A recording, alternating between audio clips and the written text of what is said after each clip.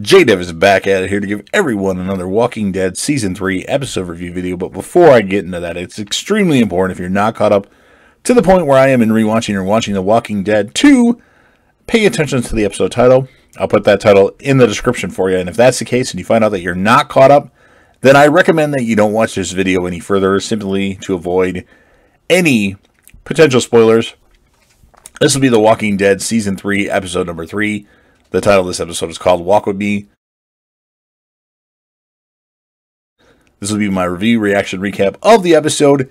Keep in mind, I've watched this episode probably 5 to 6 times, maybe more, just reviewing it for the channel, and reviewing it due to the fact that they announced that The Walking Dead Season 11 will be the conclusion of the original Walking Dead series. So, Michonne and an ailing Andrea witness a military helicopter crash into a nearby forest. They find all but one of the crew dead and the survivor, Wells, badly injured. On hearing the approach of vehicles, Michonne, her walkers, and Andrea hide nearby in the bushes. They observe a group of men rescue Wells and execute the other crewmen as they had turned, using Rick's philosophy of conserving ammunition. Michonne's walkers make noises that alert the men to their presence. And though Michonne decapitates the walkers to stop them, Michonne and Andrea are captured. Andrea is surprised one of the men is Merle Dixon, who Rick's group had left handcuffed to the piping atop an Atlanta skyscraper in Season 1, Daryl's brother. Merle was able to escape by sawing off his own hand, which he has replaced with a makeshift prosthetic. Andrea faints from the shock. So we got Merle back. Yay! They are taken to Woodbury, a well-supplied, fortified town and sanctuary for around 70 survivors. I think they said 73. After securing away their weapons, Merle interrogates them, explaining how he found his way from Atlanta to Woodbury, and how he has become the right-hand man to the governor, the man who runs Woodbury.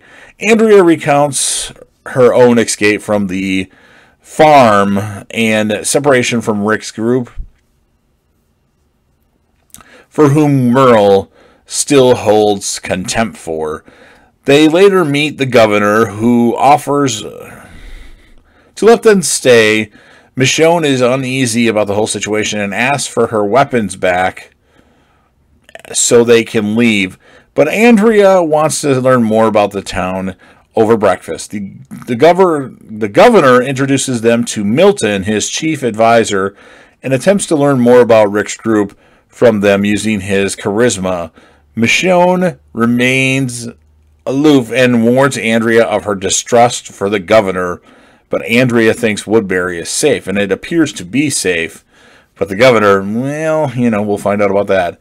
Also, the governor has interrogated Wells, learning that he was from the National Guard refugee camp located a short distance away from Woodbury. The camp had been recently run by walkers, and Wells and a few other National Guardsmen were the only survivors. The governor promises Wells he will send men to locate any survivors.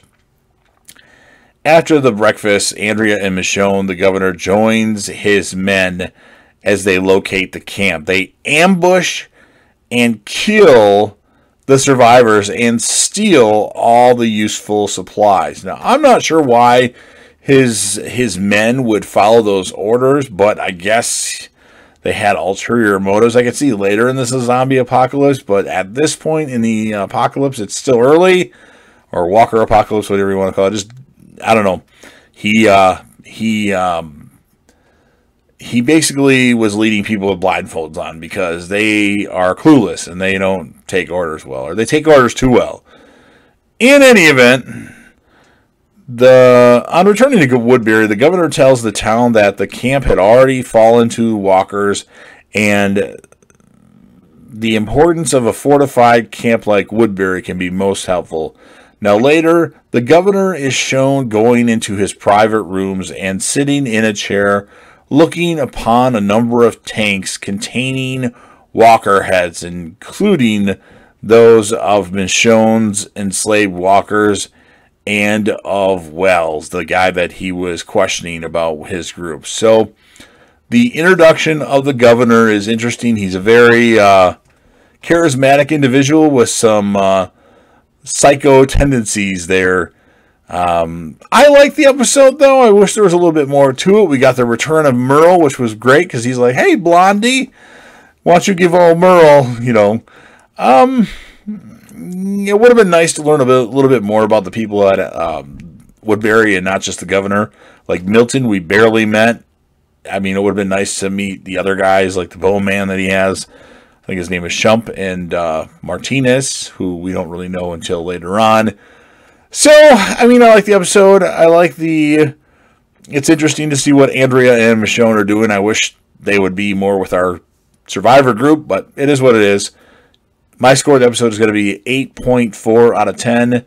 Character of the episode, I'm going to give the character of the episode the governor, because he was pretty awesome in this episode. He's a psychopath, or whatever you want to call him. So you've heard what I have to say. Now it's your turn. So if you're a fan of The Walking Dead and you absolutely love this series, go ahead and smash that like button. If you hate The Walking Dead and essentially wasted your time listening or watching this video, go ahead and smash the not like button. If you know anybody that would be interested in listening or watching these videos and is a fan of The Walking Dead, whether they're a casual fan or perhaps they're a super fan, go ahead and share the video with them and let them know that they can share it with other people that they know. Don't forget to leave me a comment in the comment section about your score of the episode, your thoughts on the episode, your character of the episode, your favorite walker kill of the episode, whatever you want to talk about, leave it in the comment section. Just don't spoil anything in the future for other people that probably have already seen the show, but you never know. And of course, last but certainly not least, don't forget to hit that sub button, subscribe to this channel, join the team, show your support, and be a part of something special. And JDev will return.